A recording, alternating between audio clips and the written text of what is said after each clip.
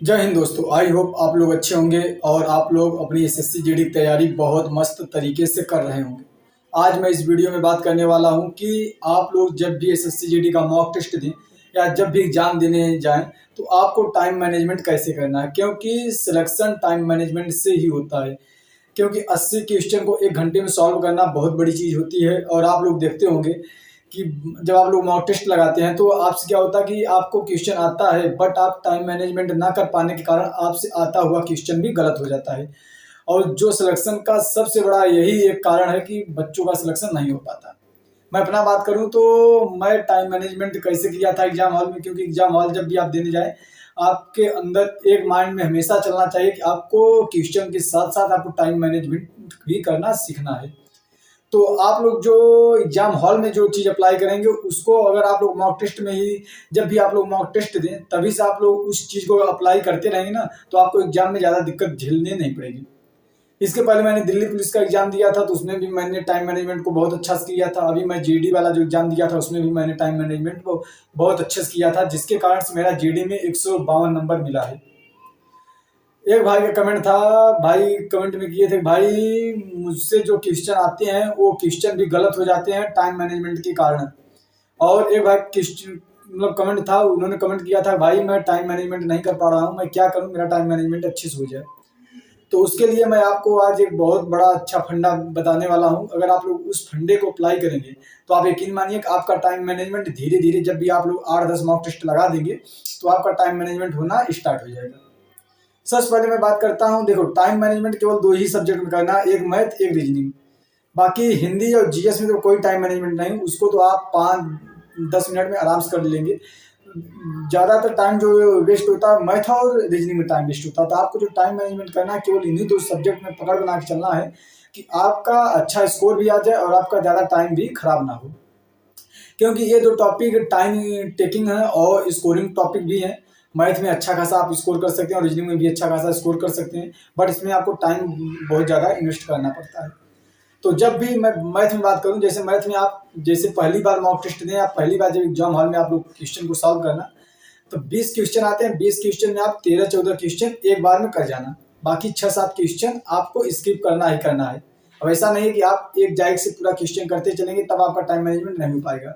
मैं जिस तरह से क्वेश्चन को सॉल्व कर किया था या जिस तरह से मैं मॉक टेस्ट देता हूँ किस तरह से सॉल्व करता हूँ, तो मैं 13-14-15 क्वेश्चन को एक बार में सॉल्व कर लेता हूँ और 5 से 6 क्वेश्चन मैं उसको स्किप कर देता हूँ। जो मुझे लगता है कि थोड़ा लेंदी क्वेश्चन है या मुझे थोड़ा कम समझ में आ रहा है, मुझे लगता है कि इसमें ज़्यादा कैलकुलेशन है, तो उसको मैं स्किप कर देता हूँ। मैं उसको दोबारा आकर के मैं उस क्वेश्चन को देखता हूँ। क्योंकि क्या होता है जब आप पहले ही आपका जब टाइम मैनेजमेंट गड़बड़ा जाएगा तो आपका जो माइंड रहेगा, माइंड का प्रेशर उतना नहीं झेल पाएंगे, तो आपका क्वेश्चन सिली मिस्टेक के कारण बहुत सारे क्वेश्चन गलती हो जाएंगे। तो आपको जैसे मैथ में आपका CISI का जो क्वेश्चन है, ये ज़्यादातर सब लोगों को थोड़ा मतलब बहुत डाउट में लगता है कि मुझसे होगा या नहीं होगा। तो CISI में जो आपको लगे कि ये मेरा क्वेश्चन हो जाए उसको कर लेना एक बार में, अदरवाइज आप उसको दोबारा चेक करना। इसी तरह से आपको 2D 3D में जो फार्मूला बेस्ड क्वेश्चन होगा उसको कर लेना, बाकी जो आपको लगे कि यह कैलकुलेटिंग है तो आप उसको स्किप करके आप जब दोबारा आएंगे तो आप उसको 2D 3D क्वेश्चन को करना। इसी तरह से आपको प्रॉफिट लॉस में कोई क्वेश्चन फंसा देता है तो आपको यह बहुत ज़्यादा ध्यान देना है कि मैथ में कौन कौन से टॉपिक्स क्वेश्चन, अगर इस टाइप के क्वेश्चन आते हैं, जब आप लोग 40-50 मॉक टेस्ट लगा लेंगे तो आपको समझ में आ जाएगा मुझसे किस टाइप का क्वेश्चन आएगा जो मुझसे एक ही बार में बन जाएगा और किस टाइप का क्वेश्चन आएगा जो मुझे स्किप करना बहुत जरूरी है। और एग्जाम हॉल में ऐसा नहीं कि आपका पूरा 20 में 20 क्वेश्चन करना जरूरी होता है, एग्जाम हॉल में आपको क्वेश्चन को स्किप करना भी बहुत जरूरी होता है। इसी तरह से बात करते हैं रीजनिंग में जैसे आपका आता है नंबर सीरीज और एक आता है आपका सेट्स, जो सेट वाला होता है कि 3, 6, 65 ऐसे ब्रैकेट में बना रहता है, तो एक ब्रैकेट में और बना रहेगा, उससे संबंधित कौन है। तो इन क्वेश्चन को आप क्या काम करिए, इन क्वेश्चन को आप पहले बार में ही हमारे हिसाब से तो छोड़ देना चाहिए। जैसे नंबर सीरीज या मिसिंग नंबर वाले क्वेश्चन आ जाते हैं, इनको आपको क्या है कि एक बार में मत सॉल्व करना। एक बार जैसे सीटिंग अरेंजमेंट में अगर आपको लगे बहुत लंबी है, बहुत मतलब इसका जो वर्ड है मुझे समझ नहीं आ रहा, तो आपको उसको एक बार में स्किप कर देना, जब दोबारा आप करेंगे तो आपका अच्छे से बन जाएगा। मैं जब मॉक टेस्ट या प्रैक्टिस सेट करता हूँ या जब मैं एग्जाम में जाता हूँ तो मैं नंबर सीरीज को एक बार करता हूँ, जब वो मुझसे क्वेश्चन नहीं बनता है मैं उसको तुरंत स्किप करके मैं आगे निकल जाता हूँ। क्योंकि उस पर टाइम ज़्यादा खराब करने के बजाय अगर आप अगला क्वेश्चन टिकन करेंगे तो हो सकता है कि वो क्वेश्चन आपको आता हो और आपका क्वेश्चन आसानी से हो जाए। जब आपका पहले ही माइंड पूरा खराब हो जाएगा तो आपका आने वाले क्वेश्चन, जो आपको आता हुआ क्वेश्चन, आपका खराब होने का चांस बढ़ जाता है। इसीलिए आप लोग जब भी एग्जाम देने जाएं, आपको अपने माइंड को एकदम फ्रेश रख के जाना है और आपको इतना ध्यान रखना है, मुझे टाइम मैनेजमेंट करना है, मुझे किसी भी क्वेश्चन में अपना ईगो नहीं दिखाना है कि मुझसे यह क्वेश्चन क्यों नहीं होगा, मैं इस क्वेश्चन को पढ़ा हूँ क्यों नहीं होगा।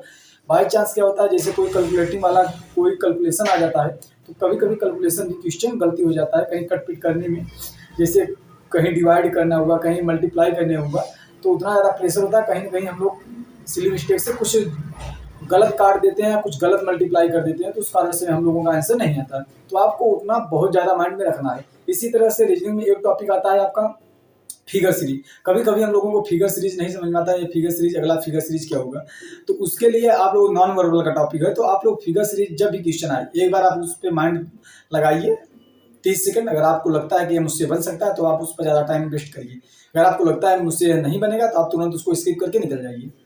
तो आपको रीजनिंग में इसी तरह से 15 से 16 क्वेश्चन, एक बार में 15 से 16 क्वेश्चन आपको रीजनिंग में टिकल करना है। इस तरह से आप मैथ में 14-15 और रीजनिंग में 15-16 क्वेश्चन, कुल मिलाकर आप 30 क्वेश्चन, 40 क्वेश्चन में जब 30 क्वेश्चन आप एक बार में सॉल्व कर लेंगे तो जो 10 क्वेश्चन आपका छूटा रहेगा, आप जब दूसरी बार आएंगे तो उस बार में आपको फिर क्या करना है कि उस बार में 5 क्वेश्चन आपको फिर टिकल करना है, 5 क्वेश्चन फिर आपको स्किप कर देना है, रीजनिंग और मैथ मिलाकर 5 क्वेश्चन फिर से स्किप कर देना है। उसके बाद आप लोग मैथ और जीएस अपना हिंदी और जीएस वाला टॉपिक कंप्लीट कर लीजिएगा। जब हिंदी और जीएस कर लेंगे तो आपका मैथ और रीजनिंग वाला 5 से 6 क्वेश्चन जो छूटा रहेगा, तब आपके पास अगर टाइम बचता है या समय बचता है तब आप उसको 5 से 6 क्वेश्चन जो आप स्किप किए रहेंगे तब आप उस पर अपना ध्यान दीजिएगा। जब इस फंडा को आप बार बार अप्लाई करेंगे ना, जब हर मॉक टेस्ट में, हर प्रैक्टिस सेट में, हर एग्जाम हॉल में जब आप इस फंडा को अप्लाई करेंगे ना तो आपका एग्जाम बड़े आराम से निकल जाएगा। मैं इसी फंडा से अपना दिल्ली पुलिस का एग्जाम दिया था, उसमें भी मेरा हो गया था, मैं लॉन्ग जंप फाउल हो गया था, उस कारण से मेरा दिल्ली पुलिस में हुआ। अभी मेरा जीडी वाले में सब कुछ हो गया है, अभी देखते हैं कट ऑफ कितना जाता है। मैं यूपी से बिलोंग करता हूँ और मेरा इसी तरह से यूपी पुलिस में भी अच्छा स्कोर है, यूपी पुलिस में भी मेरा नाम आ जाएगा, तो भी देखते हैं। बाकी आप लोग इसी फंडा को अपनाइए, तो आप अगर इस फंडा को अपनाते हैं ना तो आपका बहुत अच्छा स्कोर देखने को जरूर मिलेगा और आपको सिली मिस्टेक की जो चांस रहता है वो 50% चांस आपका कम हो जाएगा कि आपका सिली मिस्टेक कम हो। तो आप लोग इसी फंडा को जरूर अपनाइए और आपके आस पड़ोस, रिलेटिव, रिश्तेदार, भाई बहन जो भी एसएससी जीडी की तैयारी कर रहे हैं उनके पास हमारी इस वीडियो को जरूर शेयर करना। और आपको भी अगर इस वीडियो के माध्यम से थोड़ा भी अगर हेल्प हुआ हो तो आप लोग वीडियो को लाइक कर देना और चैनल पर अगर नए हैं तो चैनल को सब्सक्राइब कर लेना। Thanks for watching.